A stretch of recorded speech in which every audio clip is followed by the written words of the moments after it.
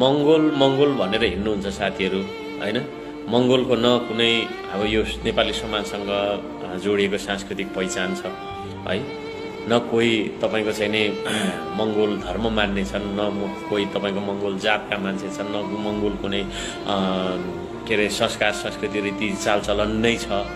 यो एउटा समग्र रूपमा मानव जातिलाई के तपाईको चाहिँ नि एउटा नस्लीय हिसाबले एउटा वर्णगत हिसाबले हेर्दाखेरि आँखा थेप्चो, आँखा चिम्सो र नाक थेप्चो हैन, अलिकति सानो कदको हुने एसियामा जस्तै चाइनामा, भियतनाममा, इन्डोनेसियामा हैन, कोरियामा, जापानमा लगायतका ठाउँहरु, फिलिपिन्समा लगायतका ठाउँमा बस्ने मान्छेहरुको एउटा रेस हो, एउटा वर्ण, उसको चाहिँ नि एउटा वर्णगत क्याटेगोरी हो। त्यसले गर्दाखेरि यो मंगोल भन्ने शब्दलाई पक्रेर हामीले हाम्रो सांस्कृतिक पहिचान न देखाउन सक्छौं, न राजनीतिक पहिचान हुन सक्छ है।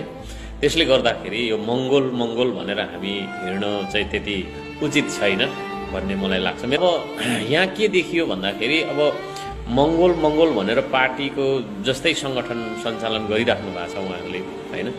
अनि उहाँहरूको एजेन्डा मैले सोध्दाखेरि केही पनि देखिन। एजेन्डा उहाँहरूको क्षेत्री र बाहुनलाई गाली गर्ने है, क्षेत्री र बाहुनलाई गाली गर्ने, विशेष गरी बाहुनलाई गर्ने अनि क्षेत्रीलाई गर्ने है, अनि हिन्दू धर्मको विरोध गर्ने, अहिन्दू मूलवासी आफूलाई भन्ने, अनि त्यसपछि हिन्दू धर्मको विरोध गर्ने, बाहुनलाई विरोध गर्ने, क्षेत्रीलाई विरोध गर्ने। एजेन्डा त यति मात्रै रहेछ है। देशलाई कसरी समृद्धितिर लाने, कसरी चाहिँ नि तपाईको चाहिँ नि हैन विकासतिर लाने, कसरी चाहिँ यो डाइभर्सिटी भित्रको युनिटीलाई खोज्ने हैन, राष्ट्रियता क्या हैन, विविधता भित्रको एकतालाई राष्ट्रियता भन्छ, त्यतातिर कसरी लाने भन्ने त छैन। 21औं शताब्दीमा क्षेत्री र बाहुनलाई खेदाउने हैन भन्ने खालको मात्रै रहेछ। त्यसले गर्दाखेरि अब एजेन्डा मैले अरु केही पनि देखिन हैन। चुनावी उसहरुमा पनि मैले हेरे खाली त्यही बाहुन र क्षेत्रीले विभेद गरेको छ होला, थियो होला हैन।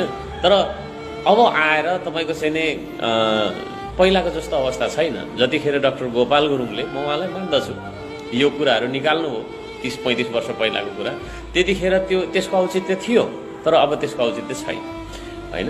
हामीले संविधान प्राप्त गरेको छौं, संविधानको पनि विरोध गर्नुहुन्छ उहाँहरूले हैन। संविधानको विरोध किन गर्ने? कुन चाहिँ धारामा चाहिँ सबै जातिलाई चाहिँ नि बराबर अधिकार हुन्छ भनेर चाहिँ सबैमा लेखिएको छ, कुन धारामा चाहिँ हुँदैन बाहुन र क्षेत्री मात्रै ठुलो हुनुपर्छ भनेर कहाँ लेखिएको